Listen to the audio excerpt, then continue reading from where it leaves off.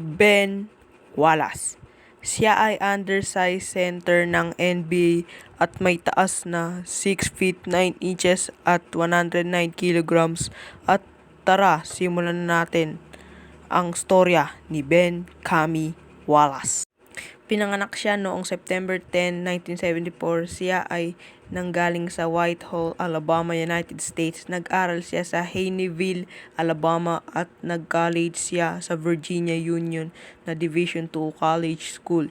Nagtapos ang karir niya sa college na average 13.4 points at 10 rebounds per game.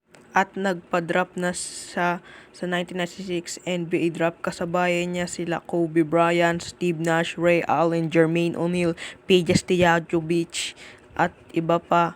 Kaso naging undrafted ang ating bida. Wala nga kumuha sa ating bida na NBA team kaya siya ay naging undrafted. Kaya naglaro muna siya sa Italia at pagkatapos ng ilang pangyayari pinapirma siya ng Washington Wizards noong 1996 hanggang 1999 na kontrata.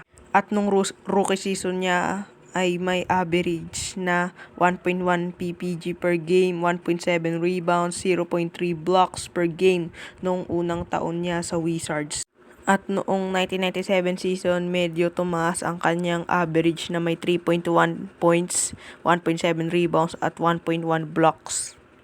At nang sumunod na season ay nag-average na siya ng 6 points, 8.3 rebounds, 2 blocks per game noong 1998 season. At noong 1999-2000 season, tinrade siya ng Wizards papunta ng Orlando Magic. Nag-average siya ng unang season niya sa Magic ng 4.8 points, 8.2 rebounds at 1.6 blocks. Medyo bumaba ang produksyon ni Big Ben sa Magic. At nung na-trade na siya sa Pistons ay nagsimula na ang kanyang prime. Siya ay naging four-time All-Star noong 2003 hanggang 2006 at naging four-time DPOY pa siya noong 2002, 2003, 2005 at 2006. Nasama din siya sa All-NBA Defensive First Team 2002 hanggang 2006 at All-NBA Second Team noong 2007 at naging two-time rebounding champion at one-time blocks leader sa league. At noong 2004 nakasama niya na sa Pistons sila Rasheed Wallace, Rip Hamilton, Chauncey Billups kaya nakapunta siya sa unang finals appearance niya sa karir niya. Ito laban sa Lakers Super Team na may Shaq, Kobe, Peyton at Malone. Pero dahil hindi magandang chemistry ng Lakers at ginamit din nila ang hand check sa finals, kaya napigilan nila si Kobe at ibang Lakers umiscore kaya natapos ang finals sa Game 5, 4-1. Kaya nakuha niya na ang unang at huling kampiyonato niya na sa kanyang career. Kaso si Chauncey Billups ang tinanghal na finals MVP. At nung sumunod na season ay nakapunta ulit sila sa NBA Finals.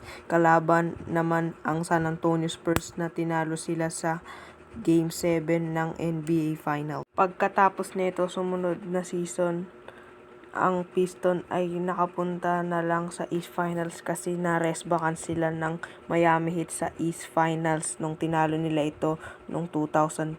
Kaya natalo sila sa 2006 kasi ni-restbackan sila sa East Finals.